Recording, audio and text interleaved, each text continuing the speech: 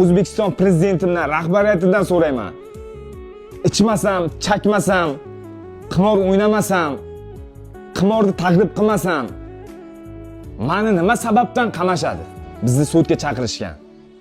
Meni qamoqqa bo'lgan jazo bilan almashtirishlari mumkin. Shuning uchun sizlarga shu videoni qo'yonman. Tarqatib, rahbariyatdan, sudyadan, O'zbekiston prezidentidan iltimos qilib qolaman. Qamoq bilan bo'lmagan jazo qilib berishlaringizni, o'sha joyga qoldirishlaringizni xohlayman. Uydagilaringiz naqd pul olishi uchun siz ham naqd pul yuborishingiz shart emas. Shuni bilarmidingiz? Uydan chiqmagan holatda yuborma bil ilovasini yuklab oling va yaqinlaringizga AQSh dollaridan naqd pul o'tkazmalarini amalga oshiring. Sizning kartangizdan rubl yechib olinadi. Uydagilaringizga esa AQSh dollaridan naqd pul bo'lib boradi. Hoziroq yuborma bil ilovasini yuklab oling va qulayliklaridan bahramand bo'ling. Assalomu alaykum. Men chempion bo'la olmadim. Sportga yutasan yo yutqazasan, lekin bolalarim uchun har doim men chempionman. O'zbekistonning prezidentidan, rahbariyatlaridan, prokuraturadan, sudyalardan men minnatdorman, chunki farzandlarimning yoniga ozodlikka chiqarishdi meni Damashqning arestiga.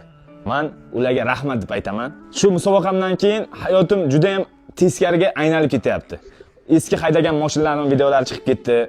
Keyin Toshkent shahar prokuraturasidan protest kirdirilibdi sudga. Nimaga qanaqa kirdirilgan 2-fevral kuni uni bilmadim-ku. Qamoq bilan bo'lgan jazo qilib berishlaringizni so'raymiz deb. 17-fevral kuni bizni sudga chaqirishgan. Meni qamoqqa bo'lgan jazo bilan almashtirishlari mumkin. Farzandlarimni ko'ziga men qamoqqa vaqtim quvonch yo'q edi. Men ko'chaga chiqdim, farzandlarim hammasini ko'ziga quvonch bor. Ota farzandlarning yoniga bo'lsa quvonch bo'ladi. Mayli meni qamab qo'yishi mumkin. Men o'zim qornimni to'ydirishim mumkin. Men ichkariy bo'lib, lekin mana to'rtta bolamni qornini kim to'ydiradi? Farzandlarimni ko'zdan quvonch ketadi-ki. Men O'zbekiston prezidentidan, rahbariyatidan so'rayman. Ichmasam, chakmasam, qimor o'ynamasam, qimorni taqlid qilmasam, meni nima sababdan qamashadi?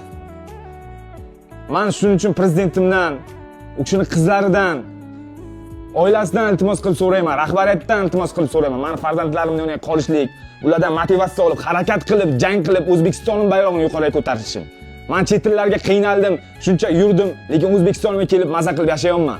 Bundan men faxrlanaman o'zbekligimdan. Shuning uchun men sizlarga chiqolman. Meni sudga chaqirishyapti. Protest kirdirilgan, uni qaytadan qamoqqa almashtirilsin deb. Qamoqqa aylantirilsa, men qamoqqa ketsam, farzandlarimning yoniga, meni ota-onamning yoniga kim qolishi mumkin? Bu bosh egib video qilish emas. Farzandlarim uchun har bir ota hamma narsa tayyor turadi. Uydan chiqmaslikka tayyor turadi. Farzandlar uchun hamma narsa ota tayyor turadi. Sizlarga shuning uchun murojaat bilan chiqaman. Xalqim, qamalishim oldidan video qilganman. Mana chiqib sizlarga rahmat aytdim. Prezidentimdan, xalqimdan yana ham sizlarga iltimos qilib, yana ham sizlarga chiqaman. Blogerlardan yetib borsin prezidentimga, rahbariyatlarda men qolishligim. Farzandlarim yoniga O'zbekistonning bayrog'ini yuqoriga ko'tarishga. MMAdan birinchi marta chiqdim, birinchi marta MMAga. Alloh xohlamadi yutqazdim. Lekin men kulachga, Muay Thai'man. MMAni ham shug'ullanaman-da, men shunaqa qaytmayotgan boraman. Bayrog'imni yuqoriga ko'tarib, qanaqa O'zbekiston o'g'lonlarini ko'rsatish uchun-ki. Shuning uchun sizlarga shu videoni qo'yonman. Tarqatib, rahbariyatdan, sudyadan, O'zbekiston prezidentidan iltimos qilib qolaman. Qamoq bilan bo'lmagan jazo qilib berishlaringizni, o'sha joyga qoldirishlaringizni xohlayman. Hattoki jangning vaqti 9:30-9 ga o'yga bo'ldim. Men farzandlarimni yonayman. Men undan xursandman. Sizlardan iltimos qilib qolaman, hamma blogerlardan va aka-ukalarimdan bu videoni inshaalloh maksimal men qo'llab-quvvatlashlaringizni, sizlarning yuraklaringizga, men ishonchlaringizga ana shunday qolishni xohlayman. Hammalaringizga rahmat sizlar.